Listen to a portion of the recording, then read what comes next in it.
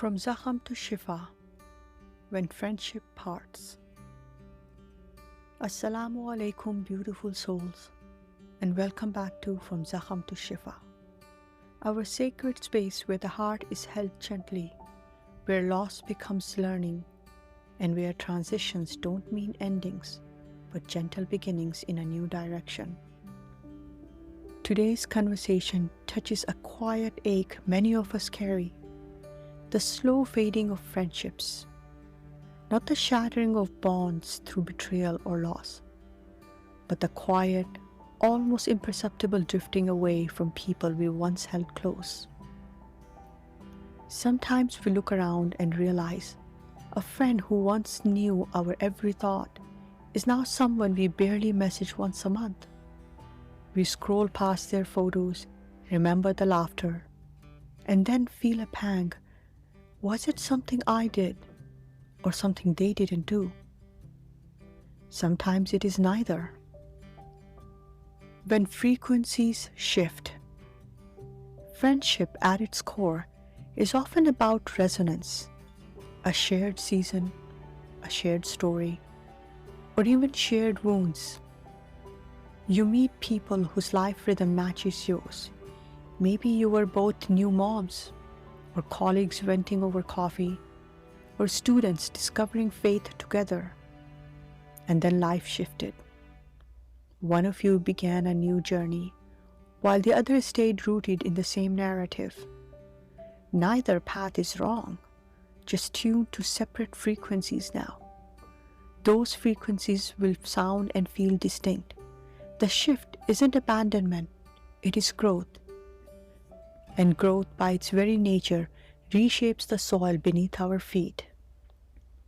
The Quran tells us in Surah Ar-Rum, and of His signs is that He created for you from yourselves mates that you may find tranquility in them. This verse speaks of spouses, but it teaches us something deeper, that tranquility in companionship is a divine gift. And not every soul will bring us that peace in every season. The ache we don't talk about. Why don't we talk about this enough? Because there is shame tied to the idea of losing a friendship. Especially among women, we are taught to maintain, nurture, and protect connections at all costs. So when the texts slow down, when we find ourselves talking in past tense, it can feel like failure. But what if our journey needed solitude, and our growth was calling us to new circles, not because the old ones were wrong, but because they were right for who we used to be? There is a quiet kind of sadness that comes when a friendship starts to drift, not because of conflict, but because we have simply changed. And the truth is, not all friendships will last forever. We tend to assume that if a relationship was real, it should be lifelong. But the purpose of friendship was never permanence. It was meant to walk us through a particular chapter, a phase of motherhood, a season of struggle, a time when our faith, our values, our stories aligned. And now, we are simply walking at a different pace. That is not failure. That is the natural result of growth. When we evolve, our capacity for connection changes too. What used to feel nourishing might now feel draining. And that can leave us wondering, is it me? Sometimes, yes, it is us. But not in the way we fear. It is us growing, developing new needs, outgrowing dynamics that once fit like home, but now feel like holding our breath.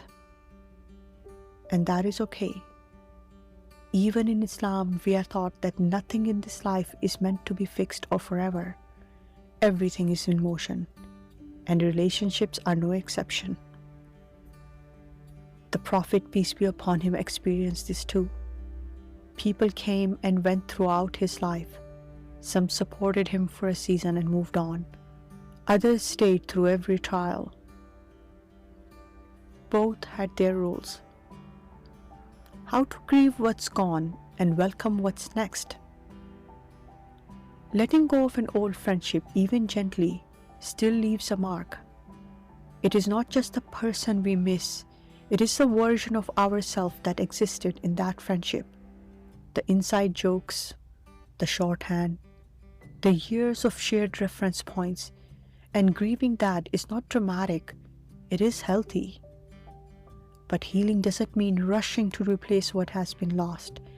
It starts by telling ourselves the truth.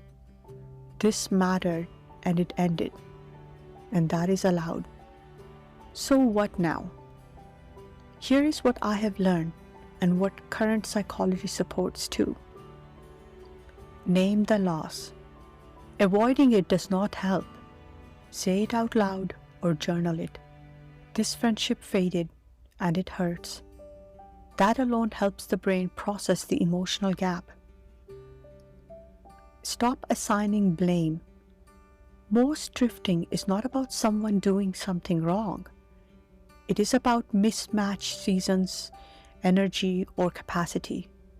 Let the story be neutral, not a verdict on you or them. Be open to new friendships, even if they look different. Your adult friendships may not feel like your old ones. They may be built on depth over time, not intensity right away. But that can still be deeply meaningful. Take small risks. Say yes to the coffee invitation. Send a check-in message. Join a space where you can meet people with similar values or rhythm. You don't have to find your person, just someone to talk to.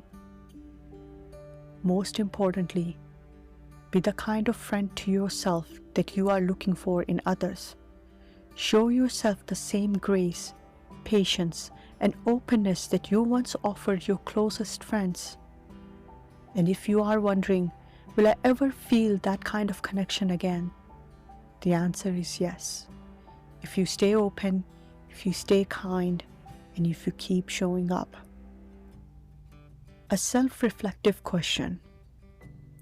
So here is something for your heart today. If you could thank that drifting friend for just one thing, what would it be? Would it be for how they supported you when you were broken? Or for making you laugh when you forgot how? Or for being your mirror in a time you did not even recognize yourself? Write the gratitude down. Whisper a dua for them. And then let go with love. Beautiful souls. This journey is not about collecting companions who stay forever. It is about honoring the ones who were there when you needed them, and trusting that Allah will continue to send those who are meant for the next chapter. This is From Zakham to Shifa. Until we meet again, may you be granted friendships that nourish your soul in every season, and the strength to part ways with grace when the season changes. Barakallahu fi. Wassalamu alaikum.